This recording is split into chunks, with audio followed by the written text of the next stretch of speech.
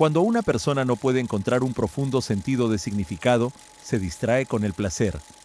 Viktor Frankl, scroll tras scroll, swipe tras swipe, maratones de series, likes, tragos, sexo rápido, todo por una sola cosa, placer. Pero ¿y si te dijera que la búsqueda interminable de sentirnos bien podría ser la razón por la cual ya nada se siente bien? Hoy vamos a sumergirnos en una paradoja oculta que los antiguos filósofos intentaron advertirnos y que la ciencia moderna nos está suplicando que entendamos: la idea de que perseguir el placer podría ser la forma más rápida de destruirlo. Hace unos meses me di cuenta de que no podía pasar 10 minutos sin agarrar mi teléfono. TikTok, Instagram, YouTube Shorts. Cada scroll se sentía como un dulce. Pero por la noche, acostado en la cama, con los ojos ardiendo por la luz azul, me sentía vacío, como si viviera en un mundo lleno de ruido, pero ya no pudiera sentir nada real. Si alguna vez te has sentido así, sigue viendo, porque esta historia comenzó hace más de 2000 años. Vamos hacia atrás. Hedonismo viene de la palabra griega hedone, que significa placer. A primera vista suena bastante bien. Una filosofía que dice: la mejor vida es la que tiene más placer y menos dolor. Pero aquí es donde se complica, porque el hedonismo no es solo una idea, es una familia de filosofías, y algunas son radicalmente diferentes. En la antigua Grecia, dos filósofos llevaron el hedonismo en direcciones totalmente opuestas. Primero, conoce a Aristipo de Cirene. Vivió alrededor del año 400 a.C. y creía que el placer debía ser instantáneo, inmediato, físico. Si se siente bien, hazlo. Aristipo quería buena comida, vino, sexo, risas. Sería el tipo que grita «¡Otra ronda!» a las 3 de la mañana en el club. Pero luego estaba Epicuro. Él también creía en el placer, pero era básicamente el filósofo antifiesta. No todos los placeres deben ser perseguidos. El mayor placer es la ausencia de dolor. En lugar de fiestas, Epicuro elegía pan, queso y conversaciones profundas en su jardín. Enseñaba que la verdadera felicidad no se trataba de emociones intensas, sino de tranquilidad, calma, evitar el miedo, evitar el arrepentimiento. Pensaba que la mayor amenaza para el placer era el exceso de deseo. Así que mientras Aristipo gritaba, «Solo se vive una vez», Epicuro susurraba, «Menos es más». Y durante siglos, las personas han estado divididas entre estas dos visiones: perseguir el subidón o elegir la calma. Pero aquí está el giro.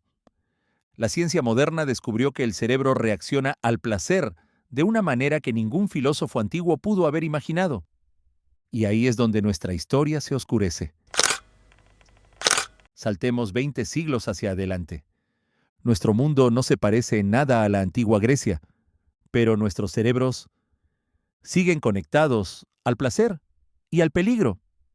Cada vez que recibes un like, cada vez que escuchas el ding de una notificación, cada vez que Netflix pregunta, ¿sigues viendo?, tu cerebro libera una sustancia química llamada dopamina.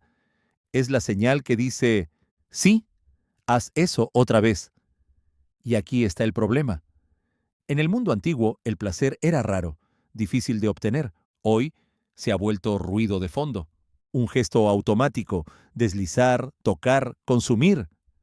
Hemos construido una sociedad que es básicamente un buffet de dopamina, pero lo que nadie nos dijo es que cuanto más te das un atracón de placer, menos lo sientes. Y eso ya no es filosofía, es neurociencia. La paradoja es que el hedonismo, la búsqueda de placer por sí mismo, conduce a la anedonia, que es la incapacidad de experimentar placer de cualquier tipo. Anna Lemke, en su libro Generación Dopamina. Piensa en eso. Cuanto más perseguimos el placer, menos placentero se vuelve todo.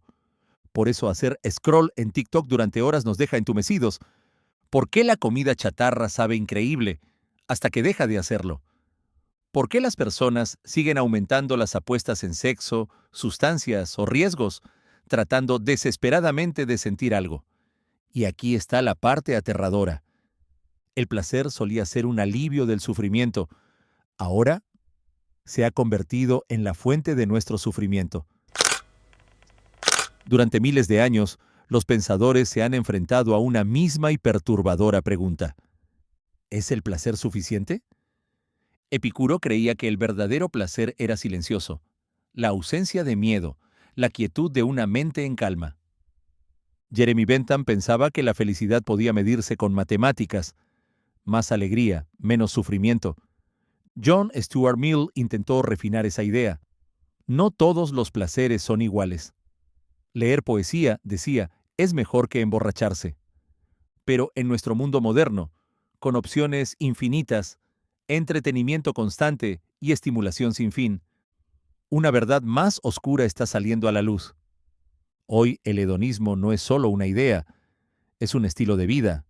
Deslizar, scrollear, comer, repetir, y al principio se siente como libertad. Pero con el tiempo, las consecuencias empiezan a aparecer. Empiezas a notar que te ríes con gente, pero te sientes solo. Persigues metas, pero nada tiene sentido. Estás constantemente estimulado, pero emocionalmente anestesiado. Tienes más opciones que nunca y menos claridad que nunca. El placer, cuando es constante, se convierte en ruido de fondo y sin dolor, sin contraste, dejamos de sentir por completo. Eso fue lo que Robert Nozick trató de revelar en 1974 con un inquietante experimento mental conocido como la máquina de experiencias. Imagínalo. Un grupo de científicos desarrolla una tecnología perfecta. Te recuestas en una cápsula, te conectan cables al cerebro y de forma instantánea, vives tu vida ideal. Todos tus deseos se cumplen. Cada éxito se logra, cada placer, para siempre. Eres famoso, amado, realizado, sin sufrimiento, sin miedo, sin fracasos. Pero hay un detalle. Nada de eso es real. No estás construyendo nada. No estás creciendo. No estás amando a nadie. Solo lo estás alucinando.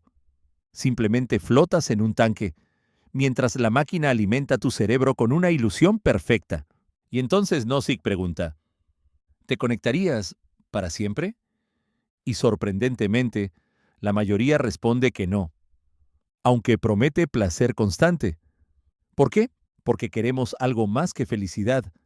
Queremos verdad, lucha, crecimiento, algo que sea verdaderamente nuestro, incluso si duele. Queremos ganarnos nuestra alegría, no simularla, porque en el fondo sabemos que el amor real es caótico. El verdadero éxito viene con fracasos. El propósito exige sacrificio y que el dolor, cuando se conecta con un significado, puede ser sagrado. Esto fue algo que Viktor Frankl llegó a comprender en lo más profundo del Holocausto. Vio lo que sucedía cuando todo era arrebatado, la comida, la libertad, la dignidad. Y, sin embargo, notó algo sorprendente. La supervivencia no dependía de la fuerza, dependía del propósito. Algunos prisioneros se rendían, no porque sus cuerpos fallaran, sino porque su voluntad se desmoronaba. Pero otros resistían, no porque la vida fuera fácil, sino porque aún creían que la vida tenía un significado. Frankl solía citar las palabras de Friedrich Nietzsche, quien dijo una vez, «Quien tiene algo por qué vivir es capaz de soportar cualquier cómo».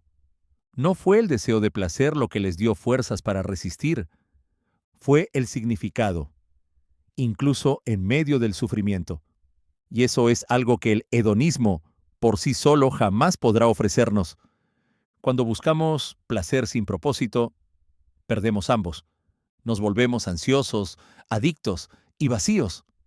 Entonces tal vez la pregunta no sea, ¿cuánto placer puedo sentir? Sino más bien, ¿este placer está conectado a algo real? ¿A algo más grande que yo? Porque una vida de comodidad pura puede sentirse como una prisión hecha de almohadas, y una vida sin lucha es una vida sin historia. La buena vida quizás no sea la que tiene menos dolor, sino la que tiene el dolor más significativo, el dolor del crecimiento, el dolor de la verdad, el dolor de convertirse en alguien que realmente importa. Entonces, si perseguir el placer puro nos deja vacíos, ¿cuál es la alternativa? La respuesta no es rechazar el placer por completo. El placer no es el enemigo, es parte de ser humano. Risas con amigos, buena comida, música que nos eriza la piel. Todo eso es hermoso. El peligro es cuando el placer se convierte en nuestra única brújula, cuando cada elección es solo ¿qué se siente bien ahora? Y nada más. En cambio, necesitamos una pregunta más grande que el placer. ¿Por qué vale la pena sufrir? Porque, paradójicamente, algunas de las mejores cosas de la vida vienen con incomodidad. Piénsalo. Construir relaciones profundas significa enfrentar la vulnerabilidad y, a veces, el desamor. Crear un trabajo con propósito significa largas horas, fracasos, incertidumbre. Aprender nuevas habilidades significa frustración y progreso lento. Pero esos desafíos le dan textura a la vida. Transforman el placer de una descarga barata de dopamina en una recompensa ganada a través del crecimiento. Por eso filósofos como Epicuro hablaban de placeres sabios. Simplicidad sobre exceso, calma sobre caos, conexiones significativas sobre distracciones superficiales. Epicuro no estaba lanzando fiestas salvajes, estaba sentado en un jardín tranquilo, compartiendo pan e ideas con amigos y diciendo, es imposible vivir una vida placentera sin vivir con sabiduría, honor y justicia. La psicología moderna está descubriendo la misma verdad. Investigadores de la psicología positiva han encontrado la felicidad a largo plazo viene del significado, propósito y conexión. Perseguir solo el placer generalmente lleva al aburrimiento, ansiedad y depresión. Pequeñas alegrías constantes son más sostenibles que los subidones extremos. Entonces, ¿cómo escapamos de la trampa del hedonismo? Practica el placer consciente. No te apresures en tus alegrías. Saborea un solo cuadrado de chocolate oscuro en lugar de la barra entera. Un paseo en la naturaleza en lugar de scroll infinito. Música sin distracciones. Cuando estás completamente presente, incluso los placeres pequeños se sienten grandes. Elige el dolor que vale la pena. Pregúntate, ¿este dolor me está llevando a algún lugar significativo? Como hacer ejercicio, o construir un negocio, o aprender un instrumento. No todo sufrimiento es malo. Algunos son la puerta hacia el crecimiento. Busca conexión sobre consumo. En lugar de perseguir dosis solitarias de dopamina, busca experiencias que te unan a otros. Una comida compartida, proyectos creativos, voluntariado, conversaciones profundas. Estas cosas traen alegría y propósito. El significado no elimina el placer, lo eleva, lo convierte de simple sensación en algo sagrado. Así que la verdadera pregunta no es, ¿debo perseguir el placer? Sino, ¿qué placeres valen la pena construir mi vida alrededor? Porque una vida con sentido no se trata de rechazar la alegría, se trata de elegir una alegría que te haga sentir más vivo. Así que aquí va mi reto para ti. ¿Qué placer podrías saborear más profundamente esta semana? ¿Qué incomodidad aceptarías con gusto por algo más grande? Déjalo en los comentarios. Y recuerda, el objetivo no es solo sentirse bien. El objetivo es convertirse en alguien que vale la pena ser. Si encontraste este video provocador, dale like y suscríbete. Compártelo con alguien que se sienta atrapado en la rueda del placer. Y sigue explorando las grandes preguntas conmigo. Hasta la próxima. Elige con sabiduría, vive con profundidad y no te conformes con placeres baratos.